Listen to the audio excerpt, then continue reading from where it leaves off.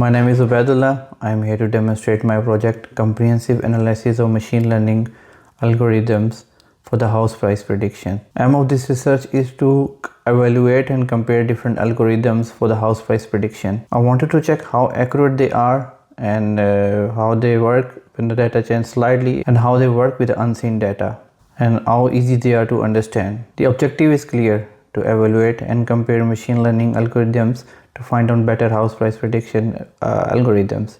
I'm not just comparing these algorithms, but also I'm trying to find out which ones work better. My aim is to find a better method for predicting house price. I am also demonstrating how to handle missing data and how to handle the noisy data in the dataset. Since the video demonstration time is limited, so I'm going to keep my video concise and up to the point. My code is divided into 6 different phases: data loading and exploration, processing and cleaning, feature development, model training, evaluation, ensemble method, and demonstration. I will start by explaining what libraries I am using and for what purposes I am using those libraries. Let's begin with the code. These are the libraries I am importing. I am using Panda library for data handling and manipulation. I am using NumPy for numerical operations, Matplot for visualization, XGBoost is for advanced and stylish visualization of a data, XGBoost for the algorithm, LightGBM is also for the algorithm, Aptuna is also in a library which is used for optimization of, and then I am using SciPy for static test and calculation. The dataset which I am using for this project is from Kaggle, and this is dataset of more than 90,000 transactions between 2015 and 24. And it has different columns which are also referred to as the features. It has more than 11 features, and a variable feature is price, which is over here. Let's start with the phase 1. In a phase 1, what I'm going to do is I'm uploading my dataset to my Google Drive so it can be called out easily in the Google Colab. The reason I'm using Google Colab is free to use, and my personal machine is not that much efficient to run the machine learning algorithms, so that's why I'm using the Google Colabs. So at first, in the start of the code, I'm just uploading my CSV file in the dataset. Then what I'm doing is I'm getting the comprehensive analysis of my data, on which it is giving me the shape and memory size and data range. It is printing that. Then at this part of the code and the last part of the code in the phase 1, it is showing the mean, median, max, and minimum price, middle price, basically everything related to data, including skewness and kurtosis. And where skewness is the distribution of data. It shows how much graph is tilted toward the left, and if I talk about the kurtosis, it shows the peak and the tail of a data set in a graph. So in phase 2, I am processing the data. First, I am creating the copy of a data to keep the original data set safe from any modification. Then I am converting the data on the basis of a date, arranging the data on the basis of a date. So since my target variable is price, and price has direct relation with the time, so in my case, so I am going to arrange the data on the basis of a time. Then outlier is going to be identified in this section of the code. What is outlier? Outlier is just like an unpredicted unit in a data set. Let's suppose I have a data of 10-20 houses, and their prices are gradually increasing about, let's suppose one house is 500, another is 600 pound, and then 700. So the prices are in a pattern. Then but here comes another house with a price of 1,000 pounds, and which is slightly different, or I can say that it has a more it is like very different from the another prices. So what outlier is going to isoforest is going to do is going to identify that price for me. Then over here it is going to remove that price, because if we keep that price which is like very different from the trend, it is going to affect machine learning training. Then it is transforming the price to the logarithmic price. And then over here in the last section, it is comparing skewness before and after transformation, and over here it is printing the results. So in a phase 3, I'm going to develop the super features. This is also known as feature engineering.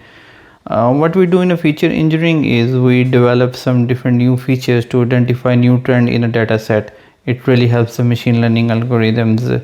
And over here in the first, I'm going to develop a feature on the basis of a time. So snippet, which is a part of pandas library, is going to help me in developing a time-based feature from data column and capture the trend. Then the second part is property age part. This is going to identify me the effects of property age on a data set. Then the market cycle, it's on the basis of monthly or quarterly market cycle. Then the seasonal indicator, and at the last it is like financial year indicator. This last part is going to help me to identify that let's suppose this line is going to help me to identify the date belongs to which season. If the date is near to the end of the season, then it has also effect on the price. So this part of the code is going to help me identifying all these indicators which are going to be having some effect on the data set. So the next part is developing the geographical features, advanced feature. This is going to identify me the new trend on the basis of geographical location. So at first it is helping me to identify the area and the district. On the first chunk of the code, it is helping me to identify area and the district from the postcode, as the first 2 digits of postcode are going to identify the area, and the third is going to identify the district. And then the next part over here, it is helping me to identify the count of the property in each place, like how many times the property has been sold in a particular postcode or particular area. This is going to identify me the trend on a basis of geographical location.